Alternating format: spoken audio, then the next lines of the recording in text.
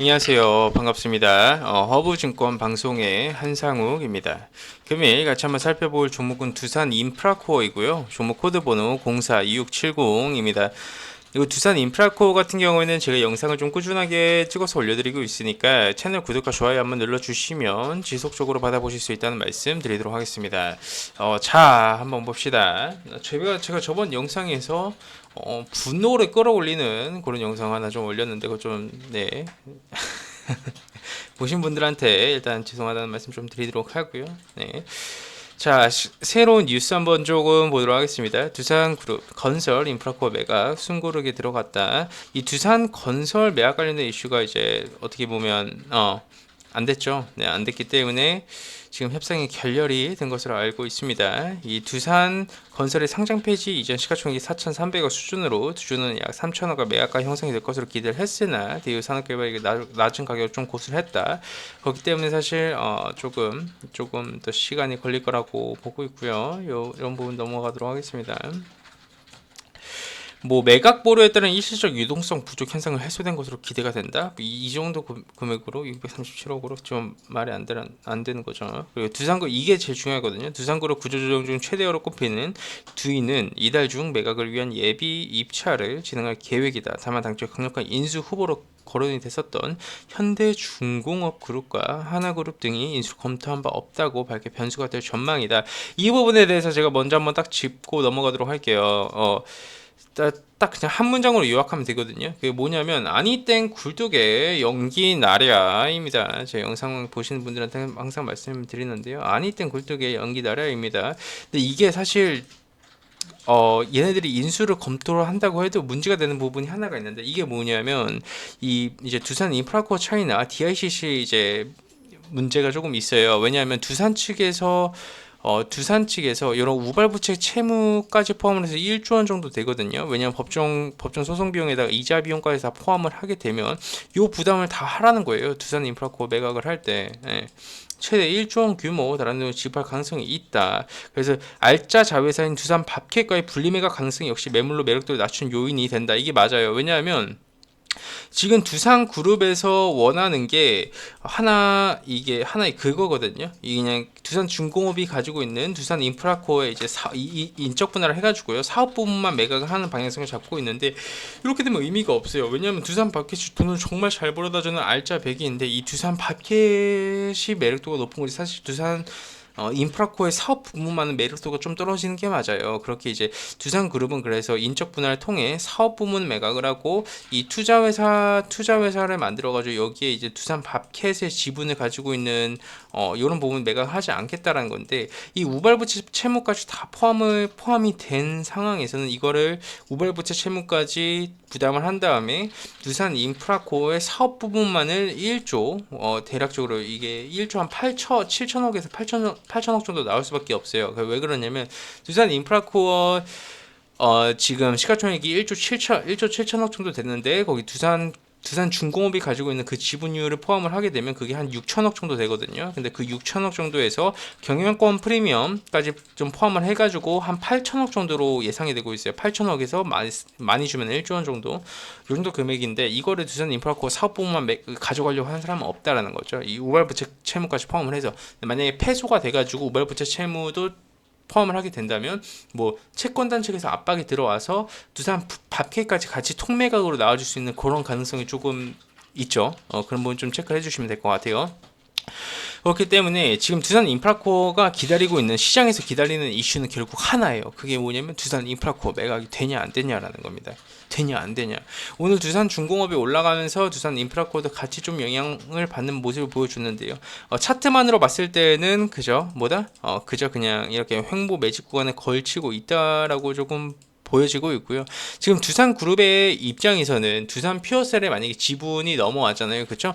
제가 저번 영상에서도 하나 이제 뉴스 기사 예시로 들으면서 말씀드렸는데 이 기자가 계산한 방법 자체는 조금 말이 안 된다라고 말씀드렸죠. 왜냐하면 두산 중공업에 들어온 그 두산 퓨어셀의 지분 자체를 만약에 채권단 측에서 두산 두산 피어셀의 그 지분을 담보로 잡아가지고 이런 부분을 조금 자구안에 넣겠다라고 만약에 말이 나와버리게 되면 진짜로 두산 피어셀의 지분 매각 가치인 5,740억이라는 요 정도 규모가 어떻게 보면 어떻게 보면 정말로 가치가 이제 그렇게 된다면 두산 인프라코어 매각이 안 나와줄 수가 있는데, 이 두산 피어셀의 지분 매각을 하지도 않은 상태에서 그냥 지분을 가지고 있는데 그거를 그 자구안 규모에 넣어버린다는 거는 말이 안 된다. 그렇기 때문에 계산 금액이 아무리 두들겨봐도 맞을 수가 없다라고 제가 말씀을 지금 드렸죠.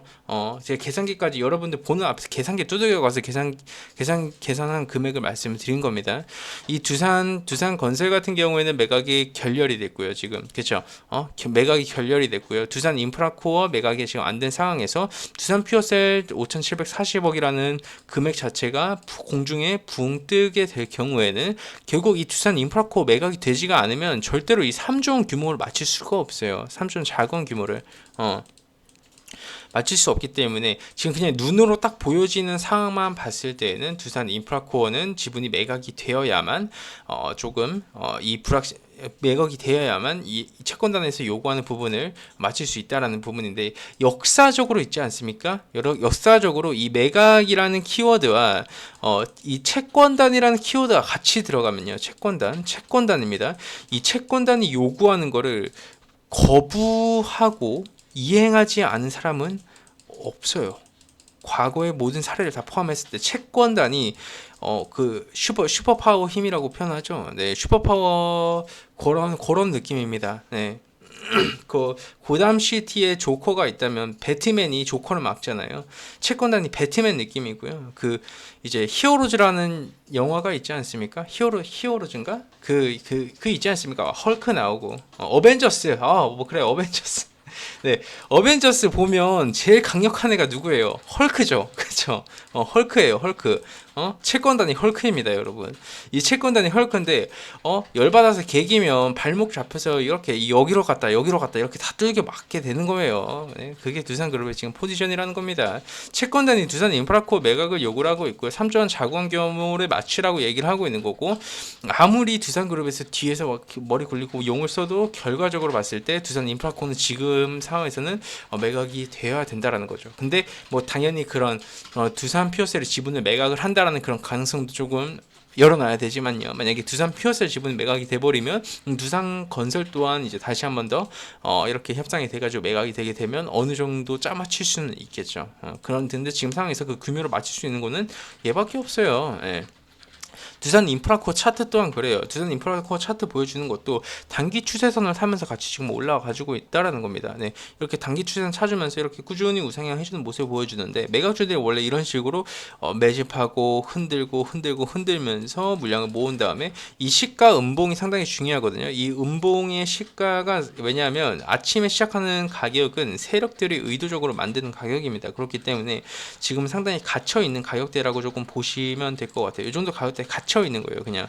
네, 왜냐하면 이런 가두리에 갇혀지게 되면 대부분의 개인 투자자분들이 물량이 다 털리거든요. 네, 이런 부분에 이렇게 갇혀 있으면 물량이 다 털려요. 결과적으로 봤을 때 이 8,900원과 8,750원이라는 가격을 어떻게 넘어주냐에 따라서 두산 인프라코어는 강한 시세 분출이 나오든가 아니면 여기에 계속 갇혀가지고 물량을 뺏기든가 둘 중 하나라는 겁니다.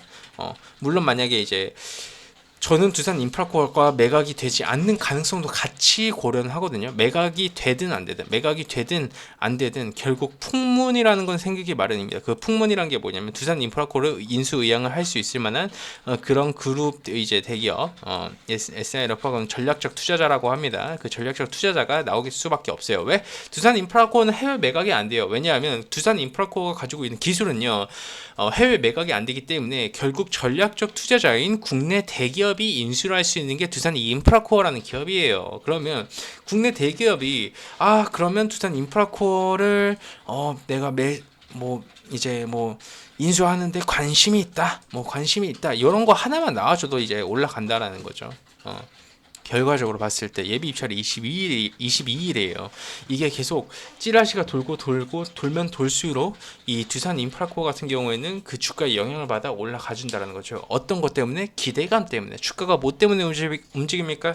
기대감 때문에 움직이죠. 그렇죠. 그렇기 때문에 우리가 두산 인프라코어를 지금 관심 있게 보고 이런 3조 원 작규환 이제 이런 부분이 조금 맞춰지는 부분은 조금 계산기를 두들겨 볼 필요도 있고 그렇다는 겁니다. 단순하게 뭐 3정규만 다 맞췄으니까 두산그룹에서 배째라는 식으로 나온다라는 그런 말 같지 않은 찌라시에 흔들릴 필요는 없다는 거예요. 왜냐하면 우리가 그거를 냉정하게 우리가 분석해보고 우리가 계산기 두들겨보고 우리가 조금만 시간을 투자해서 본다면 그런 부분이 이 아이들이 장난질 친다라는 걸 알 수 있으니까. 예시를 들어서 볼까요? SK케미칼도 그렇죠.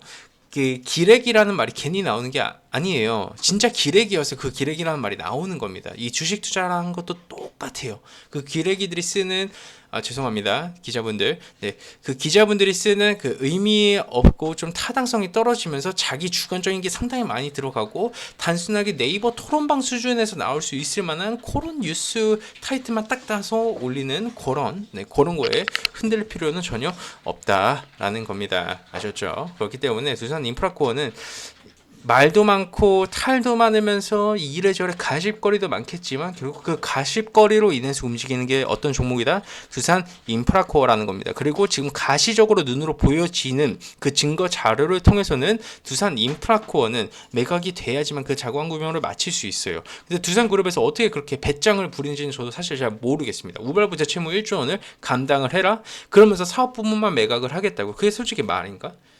말이 안 돼요. 두산중공업 입장에서는 두산 인프라코어가 매각이 돼야지 두산중공업은 상당히 유리한데요. 이걸 아무리 객관적으로 생각을 해보면 대기업 이걸 전략적으로 이제 인수를 하려는 사람들 입장에서는 밥캣 지분 포함하지 않고 사업 부분만 매각하는 두산 인프라코어가 매력도 떨어질 수밖에 없어요.